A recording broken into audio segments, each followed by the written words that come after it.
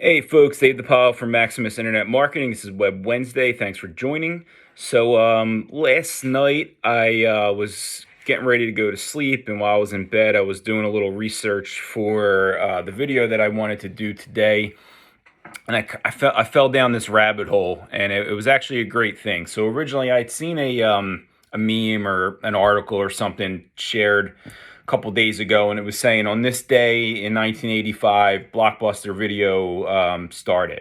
And I was like, wow, that's pretty crazy. I vividly remember just how big Blockbuster was, and I remember I walked like miles down to Penrose Plaza where Blockbuster was in Philadelphia, the one in my neighborhood anyway, just to go rent a movie on a night and then walk miles back. And it was a thing, like it was a big thing. And you went there, and then everything was all the movies were up there, and you looked at the covers and all that other stuff, and it was like so important. But it made me think, Blockbuster had such a monopoly almost, and there was other small movies, movie rental places around. I remember West Coast Video was another one in our neighborhood, and then I'm just talking just Philadelphia here. I mean, across the country, I'm sure there's dozens, tons, whatever, how many other companies. But anyway. I seen that the other day, and I was like, "Wow, this would be a great way to talk about how companies that don't adjust to technology, to the newer times, will fail." And that was my intention for this video today. But then as I looked into it a little bit further and kind of just seen everything that happened, read everything that happened.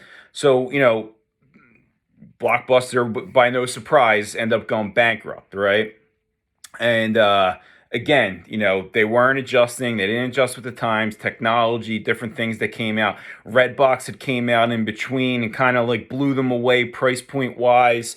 That was a big factor as well. And then boom, all of a sudden, Netflix, all these other streaming companies and things like that came out, and they were dead. So I looked at it a little bit further.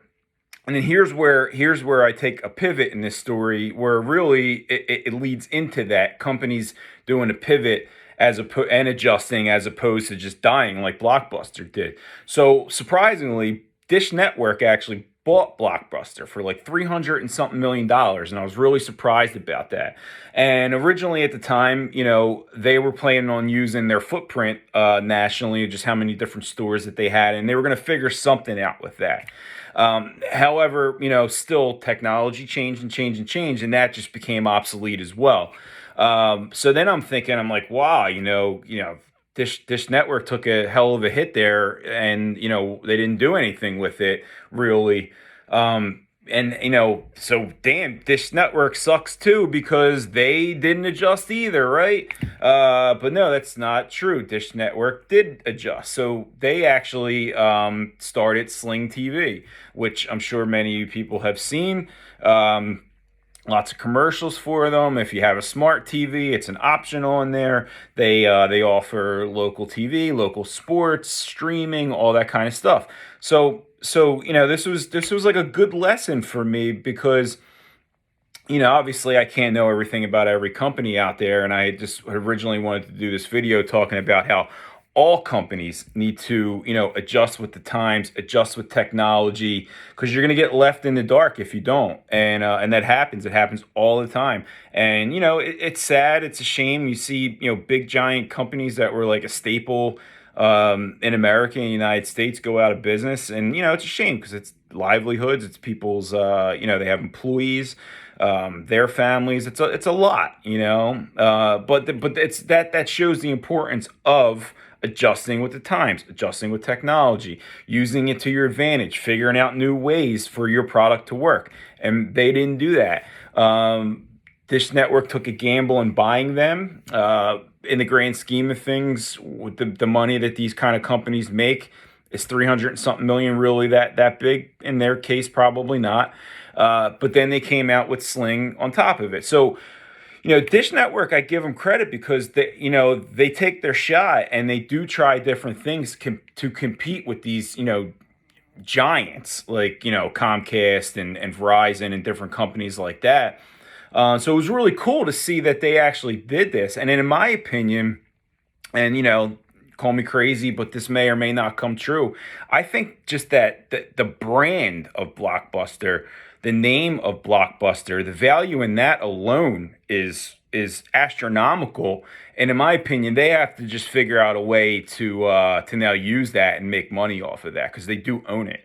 I do know that in when I was reading things, they did start like a Blockbuster Friday night or something like that on Sling, where you watch like an old movie and they use the name Blockbuster. But I wouldn't be surprised if you see more of that down the line, where they do something in addition to Sling, or maybe with it, where they use the name Blockbuster, and just because of that brand recognition, people knowing it, people understanding what it is. I mean, that alone is worth a ton of value when it comes to, making sales and getting subscribers or whatever their plan may be. And who knows? I'm just thinking out loud here. That might be total, BS. But I think there's still a lot of value just in that name of Blockbuster, because it's like, it's a common thing. Like it's like a common name. Like Google this. Like like everyone knew Blockbuster. It's crazy. So yeah, just brings me back. What I wanted to talk about, put this all together, is it's very important for companies to be able to pivot, make adjustments. Keep going with technology. Adjust to it, do different things that are going to make you profitable, and keep you relevant when it comes to all the other things that are coming out, all the other new technology that's coming out that can leave you in the dust. So I want to throw that out there, just a little like history lesson, a little kind of timeline of things, a little, just some ideas of, what businesses do on the back end that you don't really see, because I didn't know all this stuff.